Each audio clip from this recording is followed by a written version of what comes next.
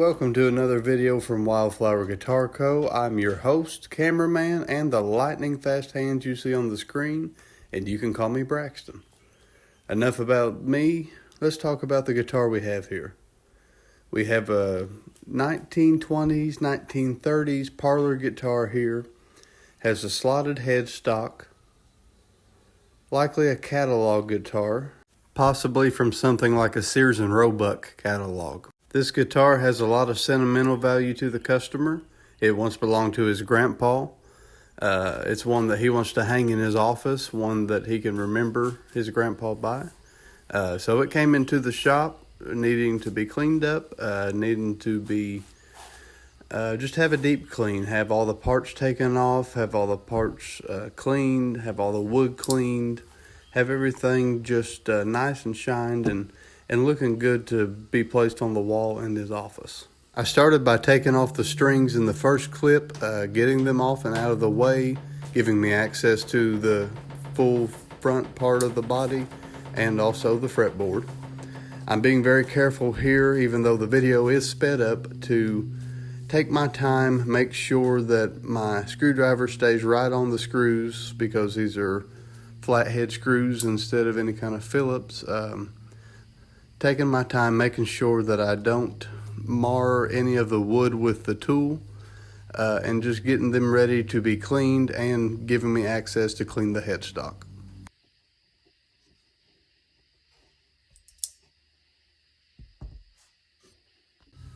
I got one side, flipped the guitar over, slowly pulled them out, got it ready to be played, and then we flip the other side over and do the exact same thing. Next I go to remove the tailpiece, slowly trying to take the screws out. There are 3 screws here that hold the tailpiece on, a left, right, and one in the bottom middle. The bottom middle screw is kind of tricky. It had been stripped a little bit, so I took another screwdriver, put it behind the head of that screw, and kept pressure on it as I backed it out with the first screwdriver.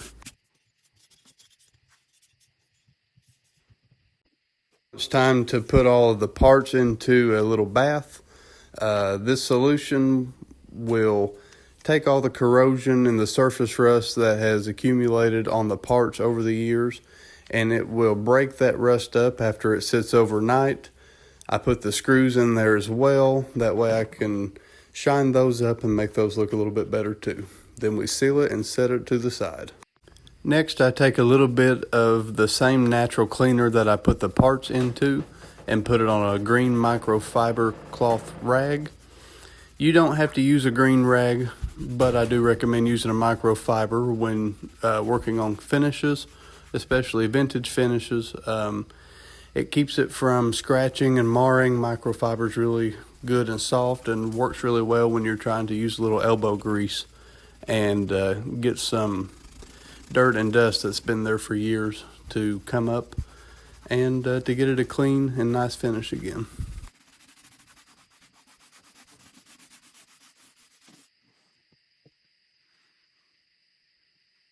I've got most of the lower bout here. Now I'm going up, moving towards the top, towards the sound hole, trying to get really good around the neck. There's a crack in the face of this guitar, so I'm trying to be very careful around it. Make sure that I get all the dirt and grime at the bottom of the fretboard as well, inside the sound hole. Try to get the binding on the inside and get it all cleaned up and looking good. I move on to the fretboard, taking some of that same natural cleaner and just slowly going over each fret and the fretboard behind it, trying to get all the dust and debris off the fretboard.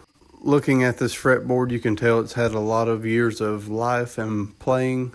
You can tell where people's fingers have been, where strings have been. This instrument's had a lot of life, it seems, and somebody really cherished it, you can tell.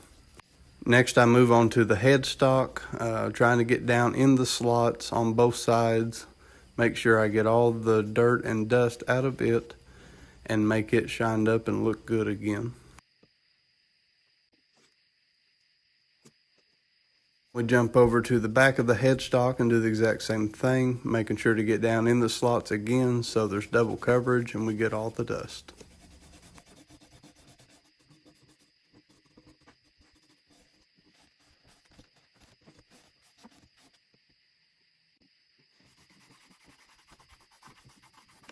We repeat the process for the side that goes on your leg and the side that your arm hangs around, making sure that both bouts are very clean, getting all the dust and debris that we can get out of there with this natural cleaner.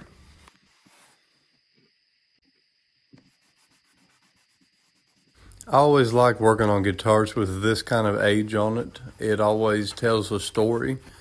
Each little scratch and each little dent that the guitar has is just a collection of times that it's been taken out and played.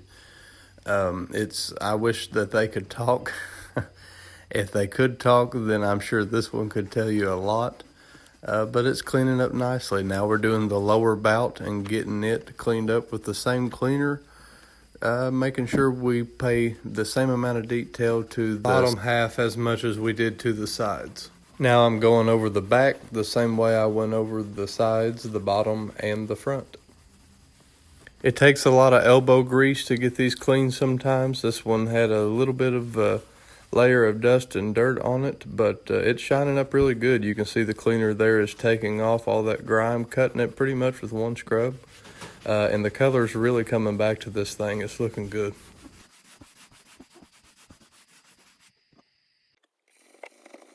Next, I jump over to the frets. I wanted to kind of shine the frets up. I'm not shining them very high. I'm not taking a lot of material off the top of the frets. This is actually a fingernail file that has 7 different coarsenesses to it, if that's a word. I'm going through all of them, just taking step by step. I'm actually jumping from 2 to 4 to 6 and then to 7 grit on here. And I've got my tool that slides right over top of the frets there. It makes sure that the fretboard doesn't get scratched because I'm actually rubbing against the grain. So if that little tool wasn't there, it wouldn't do it as good. It would actually start to mark up the fretboard. I'm taking my time with this. The video's sped up for you. You can see that I'm going through every single fret on here and just barely getting it shiny. Taking a little bit of material off the top and getting it back to a good shine so it'll look good on the wall. Next, I break out my fretboard conditioner. This is a lemon scented fretboard conditioner. It goes right on top, and then I've got the lemon scented cleaner right here. You just put a little wipe on it, and then you wipe all the extra off, and it does a really good job at cleaning the front, the back, the neck. And here I'm using it to clean the tailpiece. Now it's time to install the tailpiece. Same way we took it off, 1 screw at a time. I start with the screw on the right there, slowly turning it in, snugging it but not over tightening. Making sure that it's not putting the wood in a bind, but it is holding that good enough so we can get a little bit of string tension on it.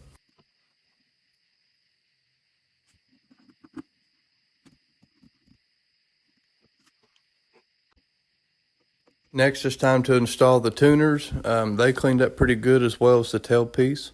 I just make sure that they're on the correct sides and set the first one in. Slowly taking my time and putting those flathead screws back in it and just snugging them up. Once again, we're not over tightening anything. We're just snugging everything up. That way it sits good and tight and can't come off, but it's not over tight to where it's stripping screws out.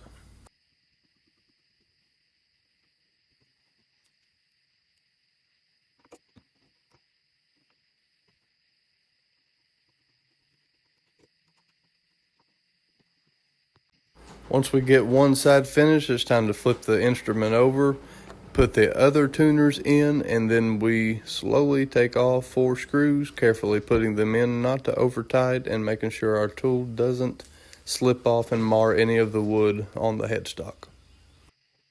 I let all the hardware and parts as well as the tuners, the tailpiece, and the screws sit overnight in the solution that you saw earlier in the video. Took it out and wiped it down with a microfiber rag, and that really put a nice shine to these instruments, but kept the patina and made it still look old.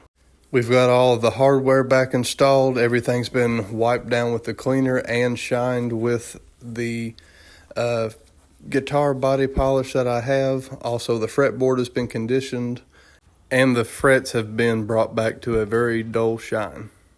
I'm putting all the strings back on the guitar now, making sure not to tighten them tight. It's not going to be played right now, but we do want it to have strings on it to hold the bridge in place, but also make it look better hanging on the wall. And just like that, here's the finished product. Looks a lot better, a lot less dusty than it was, and it is ready to go back to its owner. Thank you for watching this video. Hope to see you on the next one. Bye.